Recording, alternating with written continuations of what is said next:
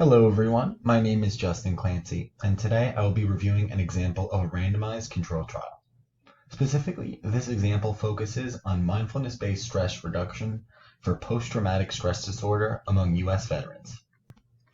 Before getting into the study, it is important to understand what the program was specifically designed for and what type of study design was used to evaluate the overall impact. This study was primarily revolved around post-traumatic stress disorder, a mental health condition triggered by either experiencing or witnessing a terrifying event such as combat exposure, physical assault, or any form of sexual violence. Potential symptoms include flashbacks, nightmares, severe anxiety, or uncontrollable thoughts. The study design used for this experiment is called a randomized controlled trial, or RCT. These particular designs randomly assign participants into an experiment or control group, with the only difference being the outcome variable being studied. The PTSD among the veteran stress reduction intervention consisted of 116 veterans suffering with PTSD. The objective of this program was to compare mindfulness-based stress reduction with the present-centered group therapy for treatment of PTSD. The study was evenly split into two total groups. Group 1 was randomly assigned to receive mindfulness-based stress reduction therapy, which focused on teaching patients to attend to the present moment in a non-judgmental, accepting manner. This group partook in 9 total sessions consisting of 8 weekly 2.5-hour group sessions and a day-long retreat. Group 2, participants attended present-centered group therapy, which was in an active control condition that focused on current life problems. Here, participants attended 9 weekly 1.5-hour group sessions. From this study, the researchers were able to make 2 overall conclusions. While the individuals in the mindfulness-based stress reduction group demonstrated greater improvement in self-reported PTSD symptom severity, they were still no more likely to have loss of PTSD diagnosis. The conclusions from this study were evaluated on a primary and secondary outcome basis. The primary outcome was evaluated as PTSD symptom severity over time. This outcome was assessed using a PTSD checklist with a higher score representing more severe symptoms. Assessment points included the baseline week as well as weeks 3, 6, 9, and 17. The secondary outcomes measured the diagnosis and symptom severity of PTSD, which was assessed using the clinician-administered PTSD scale.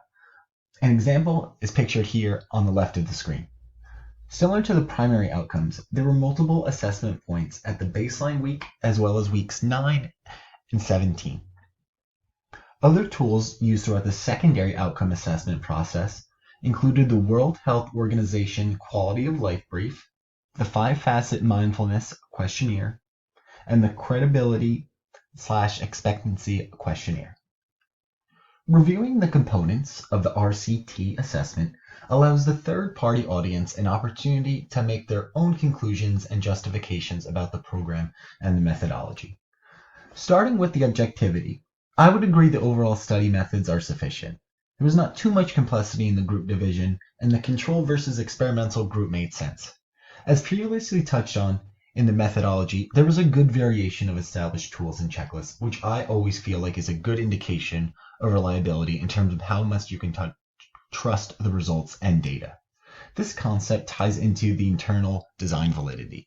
Using the likes of World Health Organization and other globally recognized assessment tools such as the PTSD checklist can be deemed reliable due to their convenience and availability to the public. From an external validity perspective, overall there was somewhat a reflection to other studies, but it was not entirely consistent. The discussion specifically mentions their findings in robust changes in anxiety and depressive symptoms between pre-treatment and post-treatment, which were consistent among other studies, but then follows up stating, and I quote, "Pilot studies evaluating mindfulness-based stress reduction as a treatment for PTSD have shown mixed results," which to me ultimately tells me the external validity does not necessarily strengthen the study and is pretty inconclusive. Reading the study over multiple times, I personally felt the construct validity between the primary and secondary outcomes were a little too closely related to my preference. I thought the assessment tools, while they were high in quality, They were just different variations of themselves and were a little bit too redundant for my liking. In terms of threats to the statistical conclusion, I personally found this particular study sample on the smaller side. Prior to the official selection, there was a total of 604 individuals assessed for eligibility via telephone. However, only 116 were truly selected. Additionally, the study also noted a higher treatment dropout among those randomized to mindfulness-based stress reduction therapy. Lastly, for the utilization of the study, I honestly found it was not that high of quality of overall findings.